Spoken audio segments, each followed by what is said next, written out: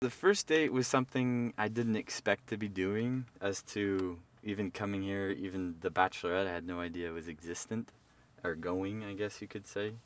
And the first date really caught me by surprise because I think it really helped that I wasn't expecting anything out of it. I enjoy, or have enjoyed, the dates this season, or in general with Ashley, for the fact that they've kind of fallen apart at the seams. Now, that obviously wouldn't be something planned, so it couldn't really go the way you would like it to.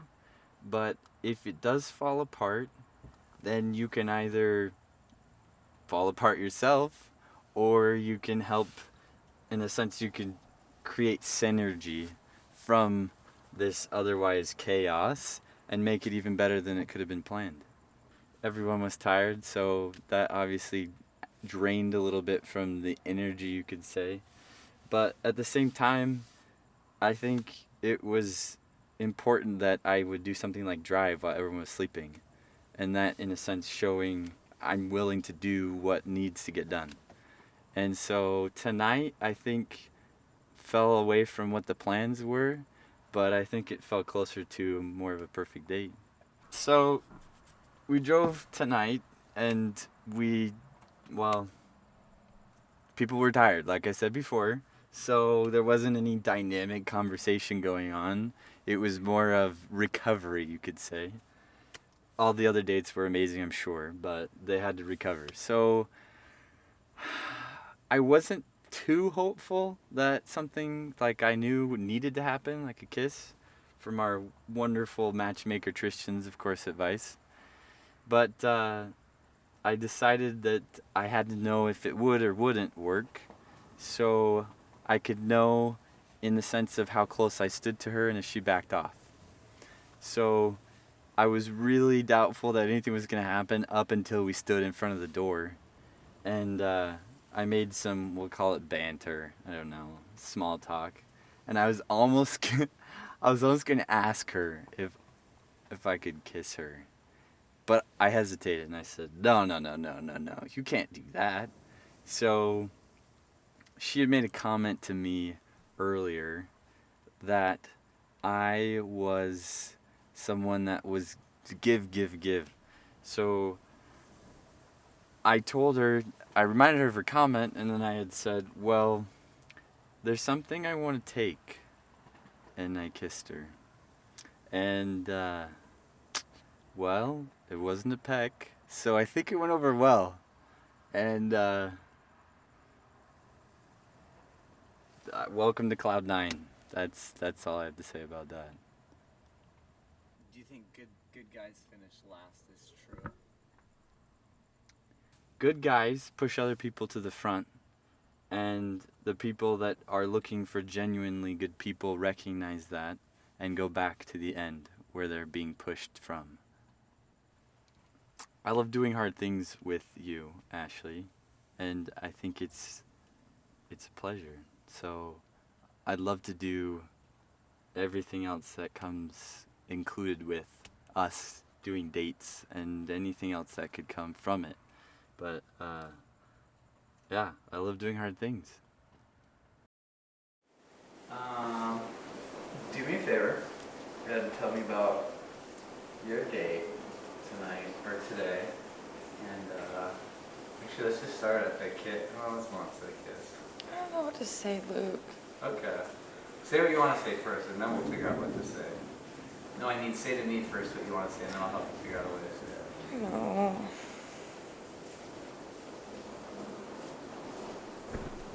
I guess, what are you feeling, rather? I'm feeling bad that there's so many people's feelings involved in this. I'm feeling bad that Rudd is so completely into me, and I'm just not even sure that I like him that much that way. And, like, I should. Like, he's the kind of guy that you should be.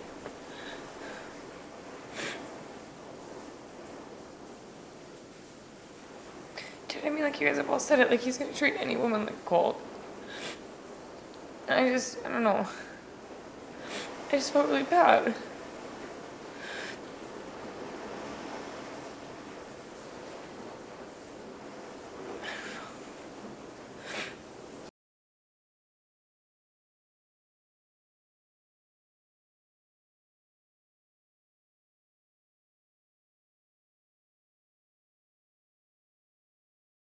I brought Red back for a second date for a couple of reasons.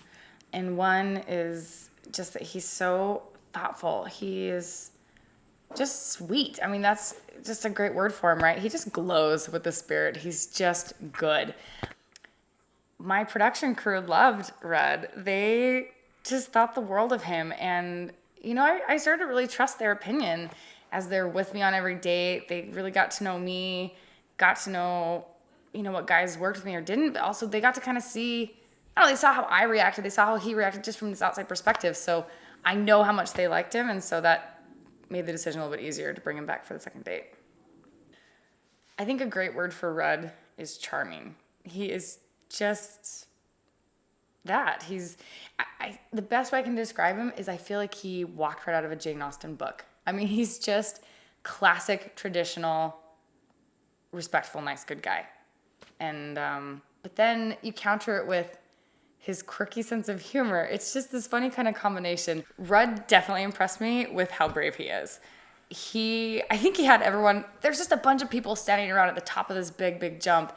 And there you see some guys that are like they want to do it because their buddies are watching and just couldn't bring themselves to do it. Rudd just jumps right up. He's like, hey, are you going to go? Okay, I'll go. Boom, just goes off the edge. And one of the times he's up at the top, and all of a sudden, we think we're walking to leave the park. Next thing we know, Rudd is running down the side of the rock and jumping off. Camera barely catches the shot of it, and it looks like he's going to die on the rocks. Looks like he hit the rock or something, but, you know, pulls it off and lives to tell the tale.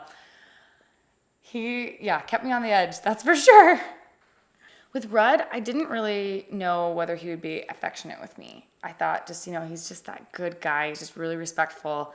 So I was surprised. Again, he just lots of surprises on this date for me. But when he put his arm around me, and I was like, all right, I'll give you props for that. You know, I thought that was comfortable, very appropriate.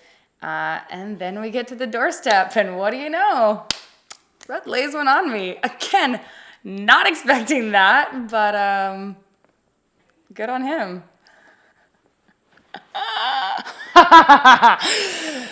That's funny. It looks good on you too. I know it did.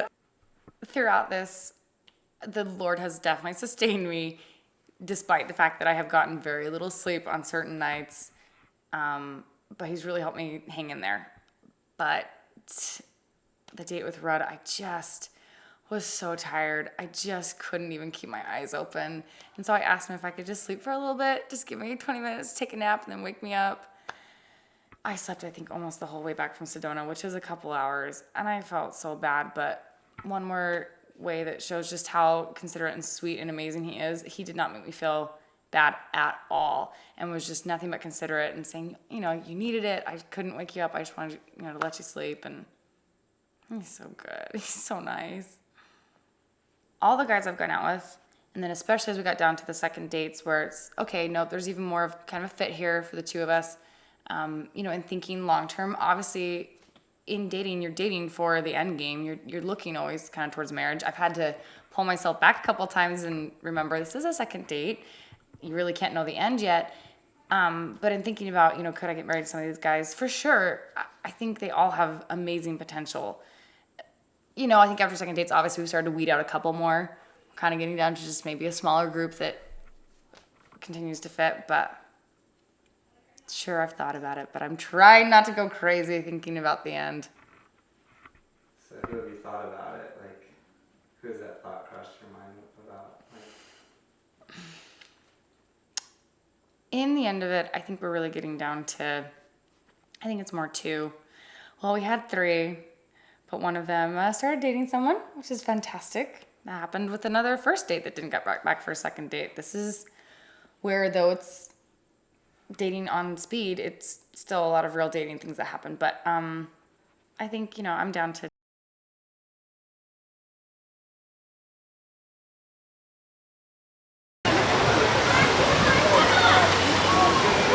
Did you get that? Did you get? Oh my gosh, he's crazy! Scary to death!